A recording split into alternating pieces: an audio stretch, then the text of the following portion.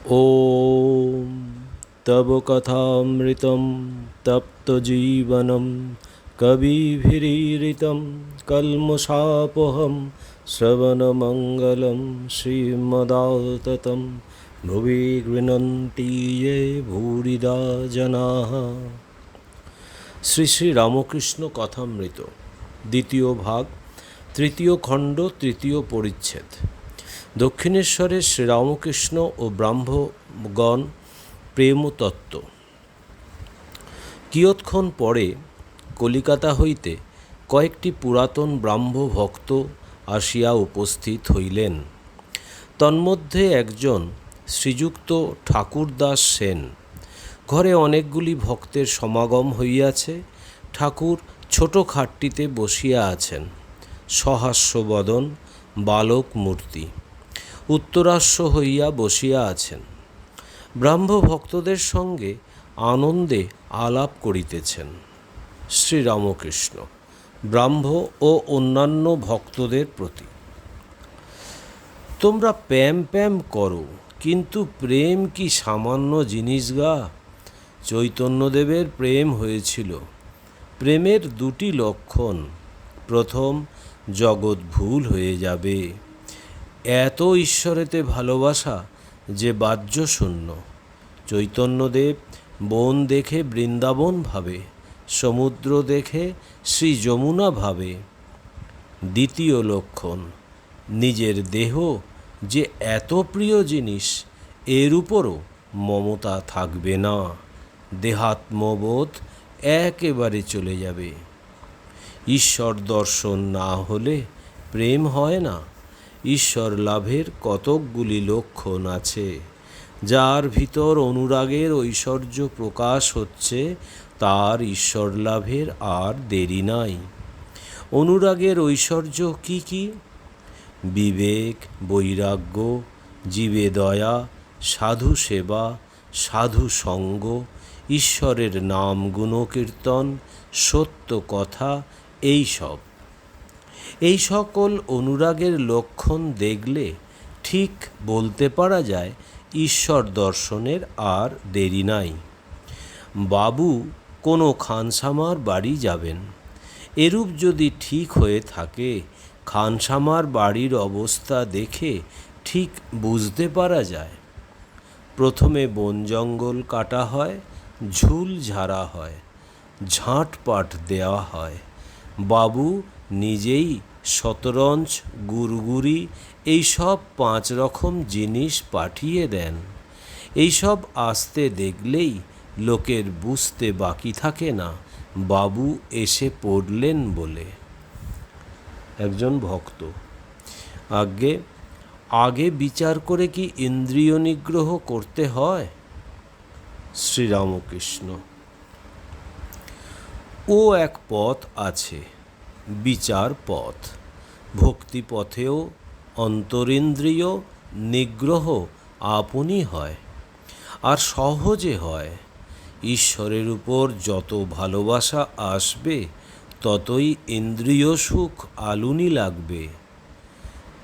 যেদিন সন্তান মারা গেছে, সেই শোকের উপর স্ত্রী পুরুষের দেহসুখের দিকে কি মন থাকতে পারে?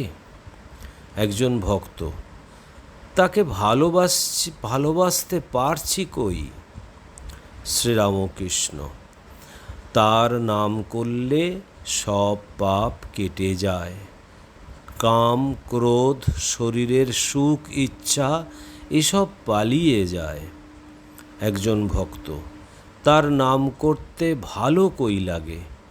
শ্রীরামকৃষ্ণ: ব্যাকুল হয়ে তাকে প্রার্থনা করো, যাতে তার নামে রুচি হয়। তিনি মনোবাঞ্ছা পূর্ণ করবেন। এই বলিয়া ঠাকুর দেব দুর্লভ কণ্ঠে গাহিতেছেন। জীবের দুঃখে কাতর হইয়া মার কাছে হৃদয়ের বেদনা জানাইতেছেন। প্রকৃত জীবের অবস্থা নিজে আরোপ করিয়া মার কাছে জীবের দুঃখ জানাইতেছেন। দোষ কারু নয় গো মা, আমি সখাত সলিলে ডুবে মরি শ্যামা। স্বরূপীও হল কোদণ্ড স্বরূপ, পুণ্যক্ষেত্র মাঝে কাটিলাম কূপ, সে কূপে বেরিলে কালরূপ জল, কাল ও মনোরমা।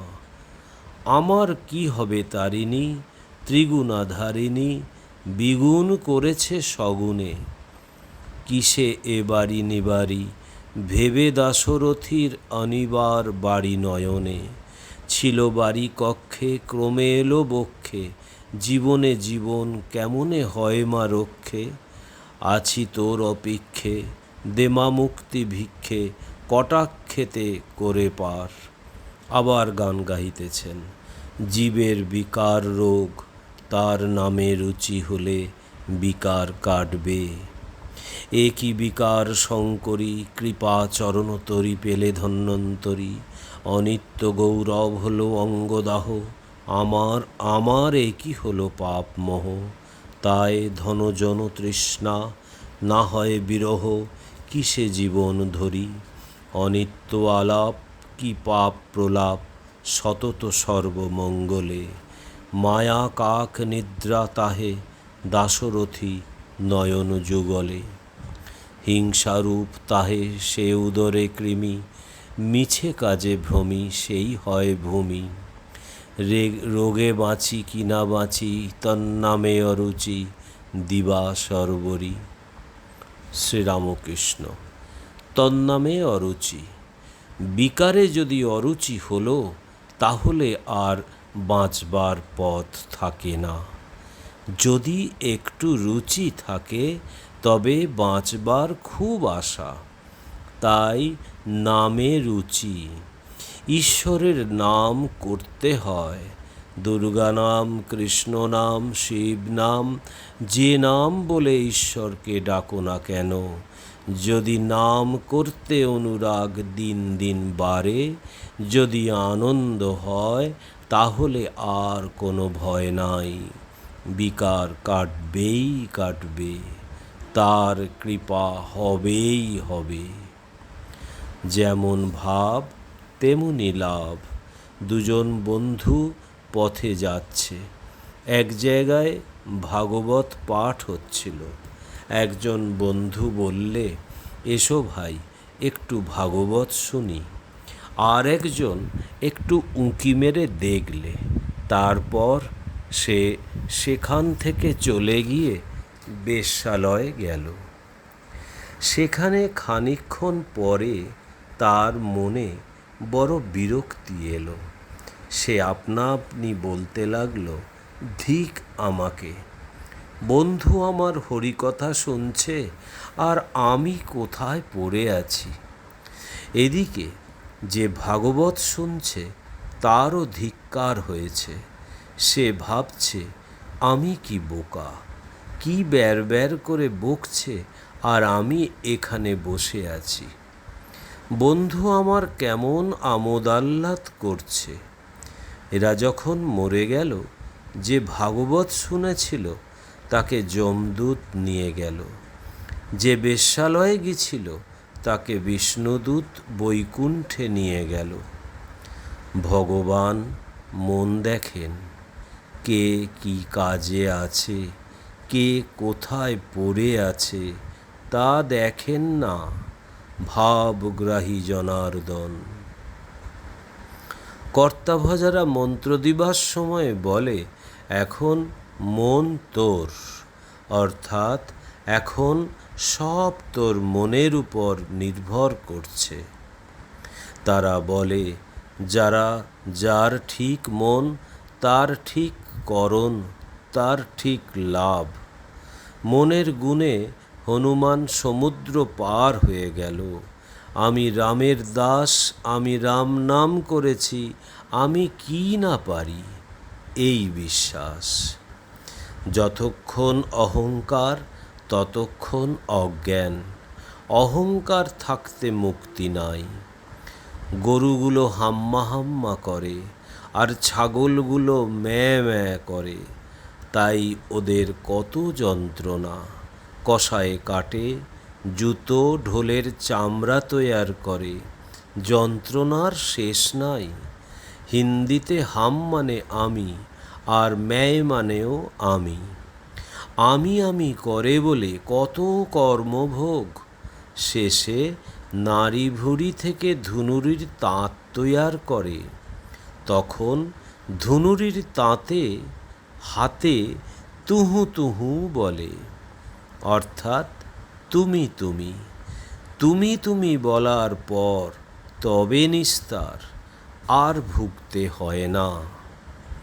হে ঈশ্বর, তুমি কর্তা আর আমি অকর্তা, এরই নাম জ্ঞান। নিচু হলে তবে উঁচু হওয়া যায়। চাতক পাখির বাসা নিচে, কিন্তু ওঠে খুব উঁচুতে। উঁচু জমিতে চাষ হয় না, খাল জমি চাই, তবে জল জমে তবে চাষ হয়। একটু কষ্ট করে সৎসঙ্গ করতে হয়। বাড়িতে কেবল বিষয়ের কথা, রোগ লেগেই আছে। পাখি দাঁড়ে বসে তবে রাম রাম বলে, বনে উড়ে গেলে আবার ক্যাঁ ক্যাঁ করবে। টাকা থাকলেই বড় মানুষ হয় না। বড় মানুষের বাড়ির একটি লক্ষণ যে সব ঘরে আলো থাকে। গরিবেরা তেল খরচ করতে পারে না, তাই তত আলো বন্দোবস্ত করে না। এই দেহ মন্দির অন্ধকারে রাখতে নাই, জ্ঞানদীপ জেলে দিতে হয়। জ্ঞানদীপ জেলে ঘরে ব্রহ্মময়ীর মুখ দেখো না। সকলেরই জ্ঞান হতে পারে, জীবাত্মা আর পরমাত্মা। প্রার্থনা করো সেই পরমাত্মার সঙ্গে সব জীবেরই যোগ হতে পারে। গ্যাসের নল সব বাড়িতেই খাটানো আছে। গ্যাস কোম্পানির কাছে গ্যাস পাওয়া যায়। আরজি করো, করলেই গ্যাস বন্দোবস্ত করে দেবে, ঘরেতে আলো জ্বলবে। শিয়ালদহে অফিস আছে, সকলের হাস্য। কারুর চৈতন্য হয়েছে, তার কিন্তু লক্ষণ আছে। ঈশ্বরীয় কথা বই আর কিছু শুনতে ভালো লাগে না, আর ঈশ্বরীয় কথা বই আর কিছু বলতে ভালো লাগে না। যেমন 7 সমুদ্র, গঙ্গা, যমুনা, নদী সব তাতে জল রয়েছে, কিন্তু চাতক বৃষ্টির জল চাচ্ছে। তৃষ্ণাতে ছাতি ফেটে যাচ্ছে, তবু অন্য জল খাবে না। ওম নিরঞ্জনম নিত্যম অনন্তরূপম ভক্তানুকম্পাধীত বিগ্রহং বৈ ঈশাবতারম পরমেশমিড্ডম তং রামকৃষ্ণং শিরসা নমামহম। শ্রীরামকৃষ্ণ অর্পণমস্তু।